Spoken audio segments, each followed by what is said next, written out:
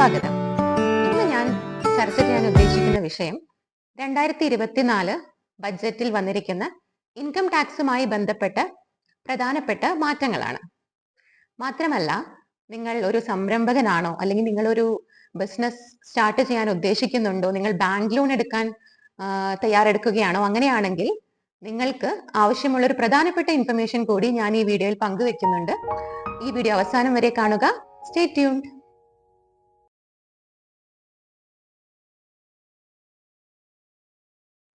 Income tax സ്ലാബിൽ old സ്കീമിൽ ഒരു മാറ്റങ്ങളും തന്നെ ഈ ബജറ്റിൽ കൊണ്ടുവന്നിട്ടില്ല.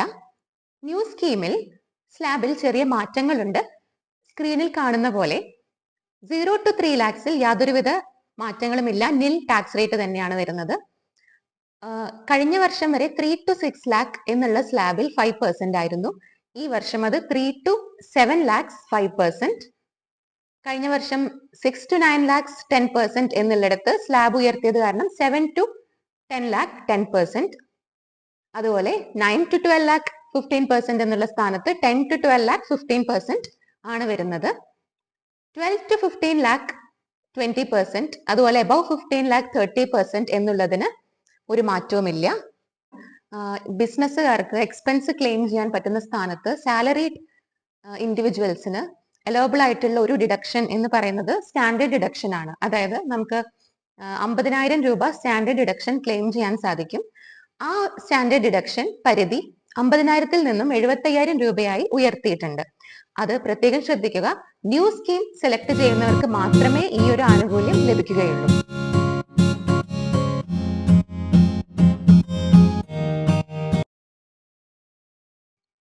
ക്യാപിറ്റൽ ഗെയിൻസ് എന്ന് പറയുമ്പോൾ രണ്ട് തരം ക്യാപിറ്റൽ ഗെയിൻസ് ആണ് ഇൻകം ടാക്സിൽ ഉള്ളത്.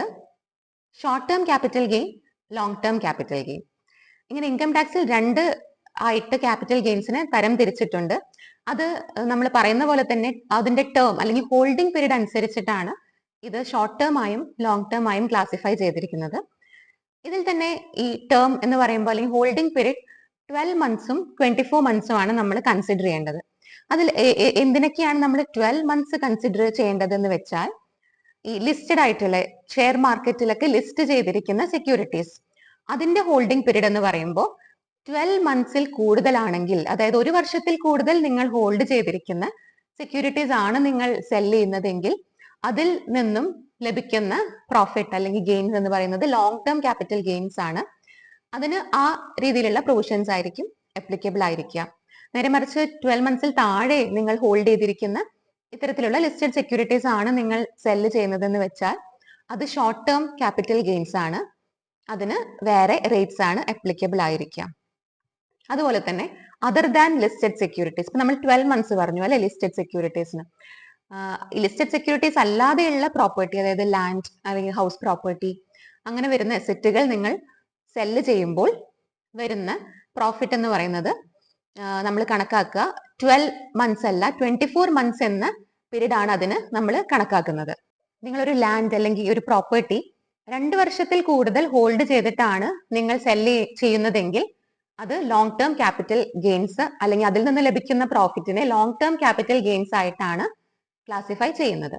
അപ്പം ഞാനിത് പറയുന്നത് എന്തിനാണെന്ന് വെച്ചാൽ, ഇപ്രാവശ്യത്തെ ബഡ്ജറ്റിൽ ഈ ലോങ് ടേം ക്യാപിറ്റൽ ഗെയിൻസ് അല്ലെങ്കിൽ ഷോർട്ട് ടേം ക്യാപിറ്റൽ ഗെയിൻസിന്റെ റേറ്റിൽ മാറ്റങ്ങൾ വരുത്തിയിട്ടുണ്ട്. മാത്രമല്ല, ലോങ് ടേം ക്യാപിറ്റൽ ഗെയിൻസിനെ സംബന്ധിച്ച് ഒരു വലിയ മാറ്റം തന്നെ ഈ ബഡ്ജറ്റിൽ കൊണ്ടുവന്നിട്ടുണ്ട്.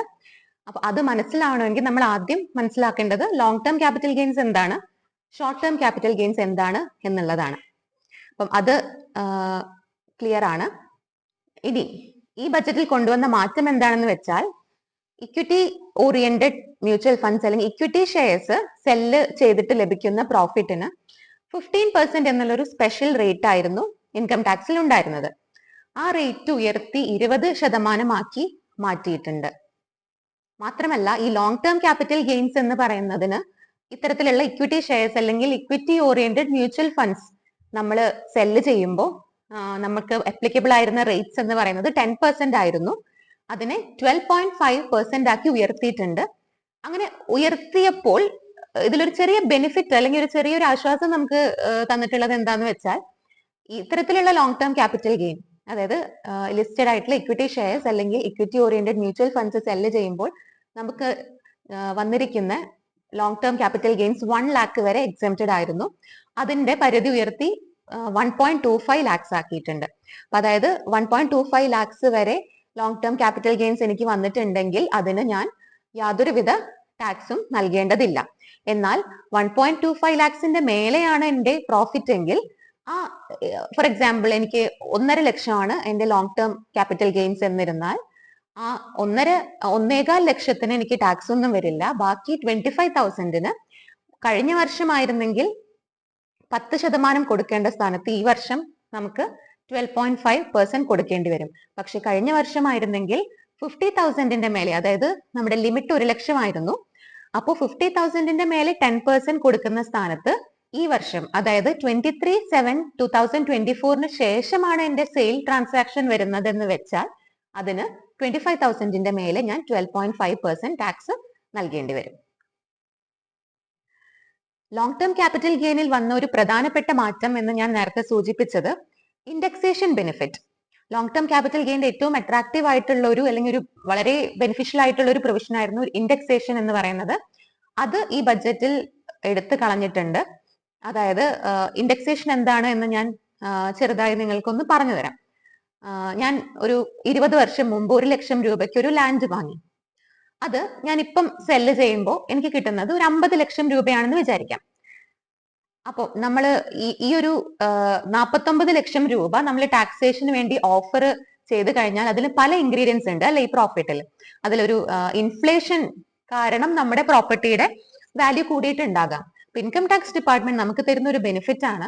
അതായത് ഈ ഒരു ഇൻഫ്ലേഷൻ കാരണം നിങ്ങളുടെ പ്രോപ്പർട്ടിയിൽ വന്നിരിക്കുന്ന ഒരു ഗെയിൻ, ഇൻഫ്ലേഷൻ കൊണ്ട് നിങ്ങൾക്ക് വന്നിരിക്കുന്ന ഒരു പ്രോഫിറ്റ്, അതിന്റെ മേലെ ടാക്സ് നൽകേണ്ടതില്ല എന്ന് ഉള്ള ഒരു അപ്രോച്ച് ആണ് ഇൻകം ടാക്സ് ഡിപ്പാർട്ട്മെന്റ്, അല്ലെങ്കിൽ ആ ഒരു ബെനിഫിറ്റ് നമുക്ക് പാസ് ഓൺ ചെയ്തിട്ടുണ്ട്.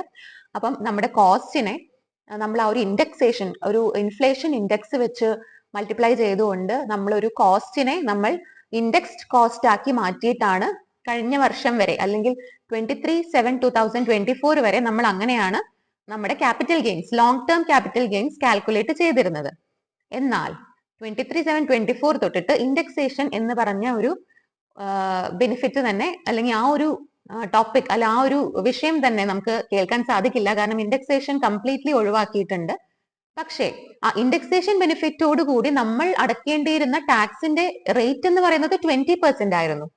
അത് കുറച്ചുകൊണ്ട് 12.5 എന്നുള്ള ഒരേ ഒരു റേറ്റിലേക്ക് ലോങ് ടേം ക്യാപിറ്റൽ ഗെയിൻസിനെ കൊണ്ടുവന്നിരിക്കുകയാണ്. മുൻപുണ്ടായിരുന്ന കൺഫ്യൂഷൻസ് ഒന്നും തന്നെ ഇല്ല. പല അസറ്റ്സിന് പല റേറ്റ്സ് ഇല്ല. നമുക്കിപ്പോൾ ലോങ് ടേം ക്യാപിറ്റൽ ഗെയിൻസിന് 12.5 എന്നുള്ള ഒരേ ഒരു റേറ്റ് ആണ് ഉള്ളത്. ഇതിപ്പം ഇത് നമുക്കൊരു നഷ്ടമാണോ അല്ലെങ്കിൽ നമുക്ക് ബെനിഫിഷ്യൽ ആണോ എന്ന് ചോദിച്ചാൽ അത് it will purely depend upon the case എന്നേ പറയാൻ പറ്റുള്ളൂ. കാരണം ചില കേസിൽ നമുക്കിത് ബെനിഫിഷ്യൽ ആയിട്ട് വരാം. അത് നമ്മുടെ എപ്പോഴാണ് നമ്മൾ വാങ്ങിയത്, നമ്മുടെ പ്രോപ്പർട്ടിയുടെ കോസ്റ്റ് അല്ലെങ്കിൽ നമ്മൾ പീരീഡ് ഓഫ് ഹോൾഡിംഗ്, ഇതെല്ലാം ഡിപ്പെൻഡ് ചെയ്തുകൊണ്ട് നമുക്ക് ചിലപ്പോൾ ഇതിൽ ബെനിഫിറ്റും വരാം, അല്ലെങ്കിൽ ചെറിയ രീതിയിലുള്ള എന്താ പറയാ നഷ്ടങ്ങളും ഇതിൽ വരാൻ സാധ്യതയുണ്ട്. എന്നാലും ഒരു മുഴുവനായും ഒരു ബെനിഫിറ്റ് എടുത്ത് ഒഴിവാക്കി എന്ന് നമുക്ക് ഇതിനെ പറയാൻ സാധിക്കില്ല. അപ്പൊ ലോങ് ടേം ക്യാപിറ്റൽ ഗെയിൻസിൽ ഞാൻ പറഞ്ഞു ലിസ്റ്റഡ് ഇക്വിറ്റി ഷെയർസ് അല്ലെങ്കിൽ equity oriented mutual funds, listed securities, നമ്മുടെ ബാക്കി എല്ലാ പ്രോപ്പർട്ടീസ്, അസറ്റ്സ് എല്ലാത്തിനും 12.5 എന്നുള്ള റേറ്റിലേക്ക് വിത്തൗട്ട് ഇൻഡെക്സേഷൻ ആണ് ടാക്സ് മാറിയിരിക്കുന്നത്. പക്ഷേ ഷോർട്ട് ടേം ക്യാപിറ്റൽ ഗെയിൻസിൽ നമുക്ക് ഞാൻ പറഞ്ഞു ലിസ്റ്റഡ് സെക്യൂരിറ്റീസിന് 15%, ലിസ്റ്റഡ് സെക്യൂരിറ്റീസ് തന്നെ ഇക്വിറ്റി ഷെയർസും ഇക്വിറ്റി ഓറിയന്റഡ് മ്യൂച്വൽ ഫണ്ട്സിനും അപ്ലിക്കബിൾ ആയിരുന്ന 15% എന്നുള്ള റേറ്റ് 20% ആക്കി ഉയർത്തി. അതല്ലാതെ ബാക്കി അതർ ദാൻ ലിസ്റ്റഡ് സെക്യൂരിറ്റീസ് നമുക്ക് വരുന്ന പ്രോപ്പർട്ടീസിനൊക്കെ യാതൊരുവിധ മാറ്റവും ഇല്ല. ഷോർട്ട് ടേം ക്യാപിറ്റൽ ഗെയിൻസ് നമ്മുടെ നോർമൽ സ്ലാബ് റേറ്റിൽ തന്നെയാണ് ടാക്സ് ചെയ്യുന്നത്. അതായത് നമ്മൾ 20% ബ്രാക്കറ്റിലാണെങ്കിൽ 20% ടാക്സ് റേറ്റ് വരും, 30 ആണെങ്കിൽ 30. നിങ്ങൾ ബിലോ 3 ലാക്ക് ആണ് നിങ്ങളുടെ ഇൻകം എങ്കിൽ ടാക്സ് വരില്ല. ആ രീതിയിലാണ് ഷോർട്ട് ടേം ക്യാപിറ്റൽ ഗെയിൻസ് മുൻപ് ടാക്സ് ചെയ്തിരുന്നത്. ഇപ്പോഴും അങ്ങനെ തന്നെയാണ്. ഈ ബഡ്ജറ്റിന് ശേഷം അല്ലെങ്കിൽ ഇപ്പോൾ ഈ ഒരു ടാക്സേഷനിൽ വന്നിരിക്കുന്ന മാറ്റം മനസ്സിലാക്കിക്കൊണ്ട് നമ്മൾക്ക് പ്രധാനപ്പെട്ട ചില ഡിസിഷൻസ് എടുക്കാൻ സാധിക്കും. അതായത് ചിലപ്പോൾ ഒരു ദിവസത്തെ വ്യത്യാസത്തിലായിരിക്കും നിങ്ങളുടെ short term capital gains long term ആവുന്നത്, അല്ലെങ്കിൽ നമുക്ക് ഒരു 2 days അങ്ങോട്ടേക്ക് നമുക്ക് സെയിലിനെ എക്സ്റ്റെൻഡ് ചെയ്യാൻ സാധിച്ചാൽ ചിലപ്പോൾ നമ്മുടെ ഷോർട്ട് ടേം ഗെയിൻ എന്നുള്ളത് ലോങ് ടേം ഗെയിൻ ആയി മാറുകയും നമ്മൾക്ക് അതിൽ നിന്നും വലിയൊരു ബെനിഫിറ്റ് ഉണ്ടാക്കാൻ സാധിക്കുകയും ചെയ്യും. അപ്പൊ ഞാൻ പറഞ്ഞ ഈ ഒരു ഹോൾഡിംഗ് പീരീഡ് നിങ്ങളുടെ മനസ്സിൽ വെക്കുക. ലിസ്റ്റഡ് സെക്യൂരിറ്റീസ് ആണെങ്കിൽ 12 months ആണ് നമ്മൾ കണക്കിലാക്കേണ്ടത്. 12 months കൂടുതലാണെങ്കിൽ ലോങ് ടേം, കുറവാണെങ്കിൽ short term. Other than listed securities 24 months ആണ്. അതായത് 2 വർഷം, 2 വർഷത്തിൽ കൂടുതൽ ഹോൾഡ് ചെയ്യുകയാണെങ്കിൽ ലോങ് ടേം, 2 വർഷത്തിൽ കുറവാണെങ്കിൽ ഷോർട്ട് ടേം.